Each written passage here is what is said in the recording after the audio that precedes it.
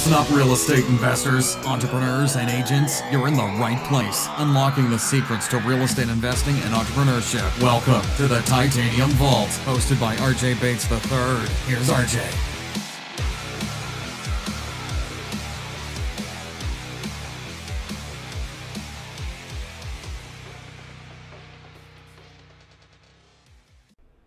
Hey guys, welcome to the Titanium Vault. I'm your host, RJ Bates. Sitting down today for another case study of a property that we've taken down here at Titanium Investments.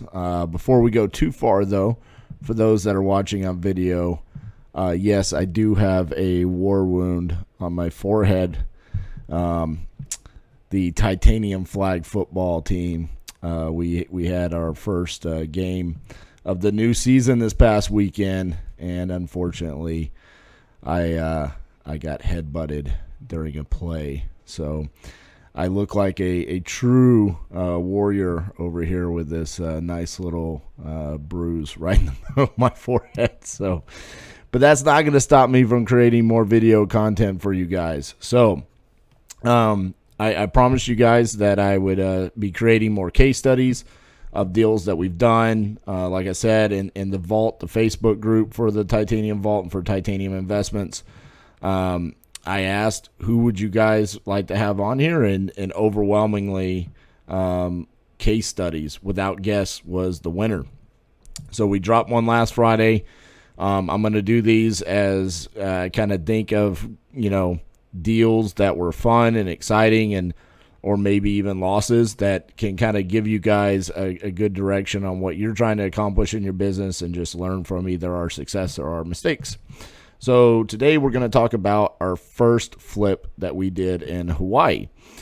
And so to give you guys some background on how we even got started in Hawaii, I'm sure you guys have heard it, so I'll kind of breeze through it pretty quick. But my childhood best friend, Elijah De La Garza, who has 2 episodes on the Titanium Vault, he's a roofing contractor on Oahu, and we've just been friends forever. We've even been in business together before. We were just, talking like friends do occasionally, once every week, just talking about our businesses. And, I'm talking about real estate investing, and he's talking about all these contracting jobs. And it was just, finally, it was like, duh, why aren't we doing business together? And so Elijah was like, hey, there's a ton of opportunity out here. I don't see a whole lot of competition. Why don't we try to do something together?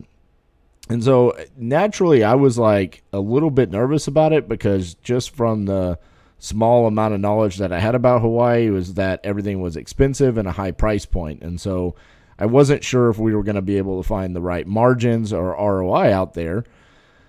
But just like anything else, it just takes time to get on the right wholesalers list, to do the right marketing, and just get the market knowledge. And so I was actually on a wholesalers list that mainly wholesaled in California and Texas.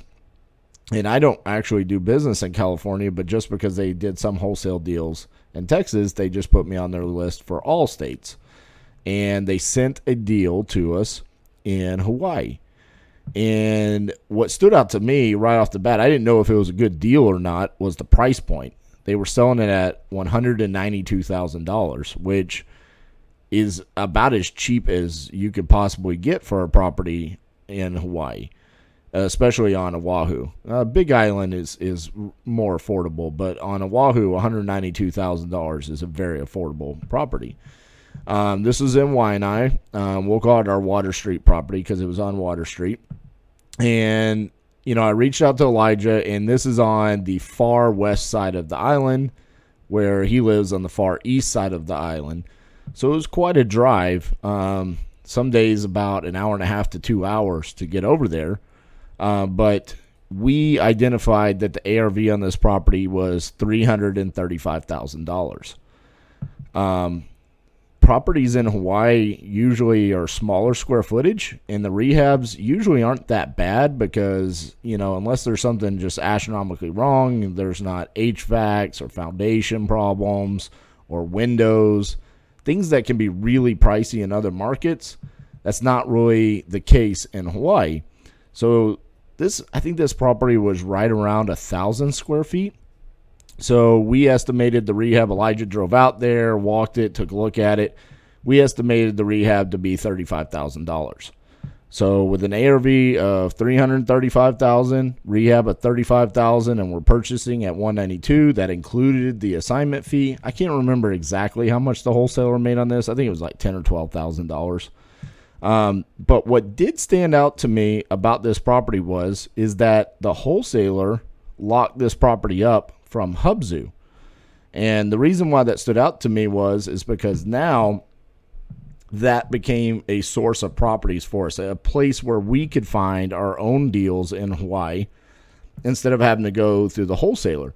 I'm not trying to cut the wholesaler out. I mean, bless them. I mean, they brought us good property. It's the first property we ever flipped there. But if it's actively on Hubzu or auction.com or Zome, and we can go on there and bid ourselves, then we're going to do that. And so, it's just something that we learned on this deal.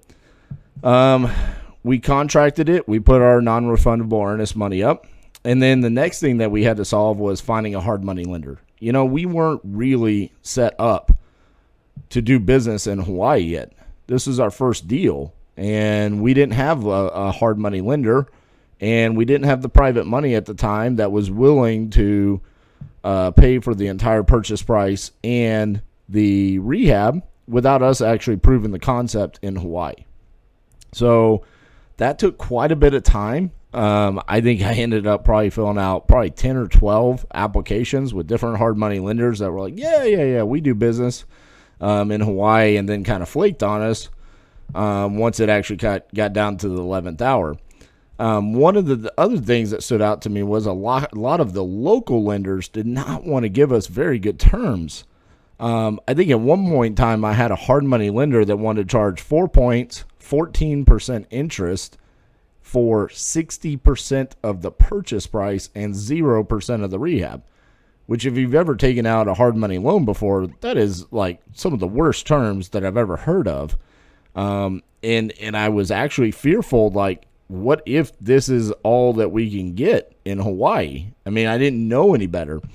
And I still don't remember exactly how I found this gentleman, because when I remember the first conversation I had with him, he was based out of Dallas, and he had an Oklahoma phone number, which stood out to me because we also do business in Tulsa, Oklahoma.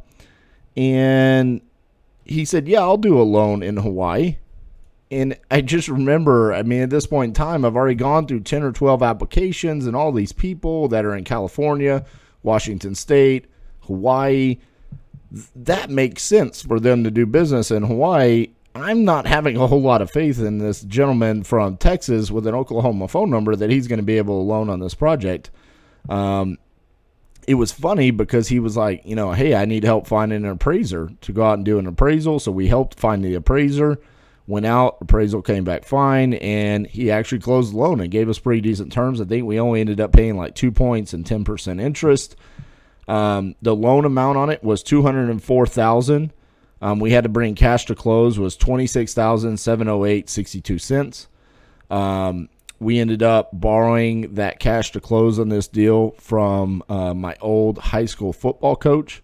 This was one of his first investment deals. This is probably one of the larger ones. He had done, I think, 1 or 2 previous deals with us and was a little bit nervous about it being in Hawaii, but he also knew Elijah from back in high school and junior high days. So just relationships, having that rapport already, that kind of enabled us to go into Hawaii. I mean, otherwise we would have never done it. So we took down the deal August 11th. The rehab took us a little bit longer than anticipated, and that was due to Elijah's lack of his inability to be able to go to the project on a daily basis because of the distance, but also just because it was our first deal. I mean, Elijah was at this point in time trying to learn how he was going to be a rehabber and a contractor on his own projects. He'd always worked for clients, but never for himself. And that's a whole different thing. I mean, I've been on both sides of those, and there's pros and cons to being a contractor for yourself. We ended up finishing the project and listing right around early December which is one of the worst times of the years to list, but it is what it is. That's when we finished the project, and we weren't just going to sit on it because we're paying holding costs daily. So we listed it in December. We chose the realtor for this based off the fact that he was representing us. And if you've ever followed anything of mine on Facebook or Elijah's, you've heard us talk about our Lily Puna project. That was the 1,000-day short sale that we actually just completed last week. 1,000 days. That will definitely be an episode in the future that we're going to talk about. But we had that property under contract, but we knew it was a massive short sale, a huge undertaking. But the agent that listed that was also representing us on that transaction. So we asked him to also be our listing agent on this transaction. He did a great job for us. We ended up contracting about 30 days after going on market. We officially sold on January 29th. So we bought it August 11th, and we closed on the sell side on January 29th. So not like great time frame, but for our first deal in the most remote location on the planet, pretty good.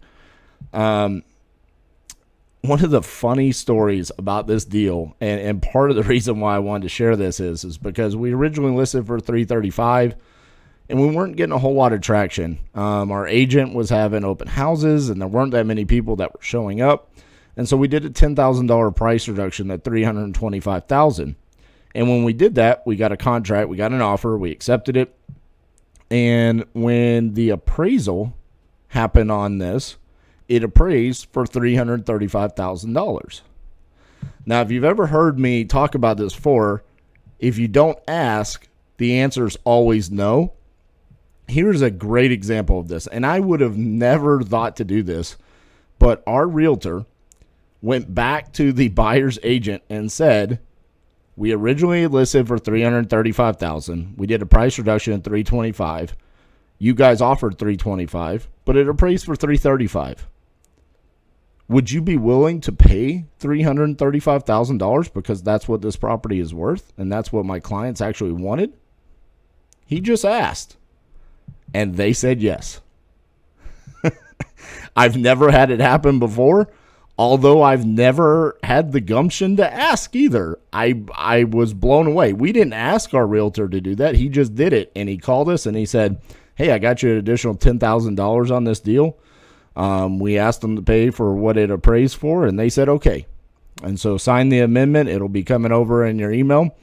And so then we sold it for $335,000. Like I said, we closed on January 29th. We ended up getting $108,000 at closing, and then we had to pay our private money off. We'll say, we original cash to close was $26,708. Probably with interest on this, we were probably somewhere around the $32,000 range. So we ended up walking away somewhere around $75,000 net on our first deal in Hawaii. I consider that a pretty big home run. It's probably one of the more proud projects that I've had, just for the sake of the location. Now that I've learned more about Oahu and Hawaii, I mean, Waianae is not one of the hot markets. It's one of the more difficult markets to flip a property in from the standpoint of where it's located and the lack of days on market is just higher there. And just the fact that we were able to do it on our first deal. And, I always tell the people, if you make profit on your first flip, you did a good job. This being our first flip and making $75,000 was a huge victory for us. So that's our case study on this one. To kind of complete the circle on it, our next deal that we got was a deal that we got from Hubzu, that we got ourselves. That's just learning, we paid attention to where this person got his lead from was Hubzu. All we did was then go on to Hubzu, set up notifications for good deals in similar location. And the next flip that we also got for actually better numbers was one street over from Water Street on Kapui Street. And we ended up successfully flipping that one for similar numbers. So maybe that'll be another case study at another time. But just want to kind of put a cap on that, on how paying attention to where this property came from enabled us to have another successful win for Titanium Investments of Hawaii. All right, guys, that's case study number 2 for you guys. If you like what you heard, please give us a thumbs up if you're watching on YouTube, or leave a comment. Share it on your social media profiles. And also, if you're listening on iTunes, please give us a review, 5-star review personally. We got our first 4-star review, and man, that just hurt my heart. So we'd love to get some more 5-star reviews, guys. All right, that's today's episode, and we'll see y'all soon. Thanks so much for listening to the Titanium Vault with your host, RJ Bates III. For more info and to stay up to date, visit www.podcast.thetitaniumvault.com and on facebook.com/The Titanium Vault. If you enjoyed the episode, please rate and review, and we'll catch you next time on the Titanium Vault.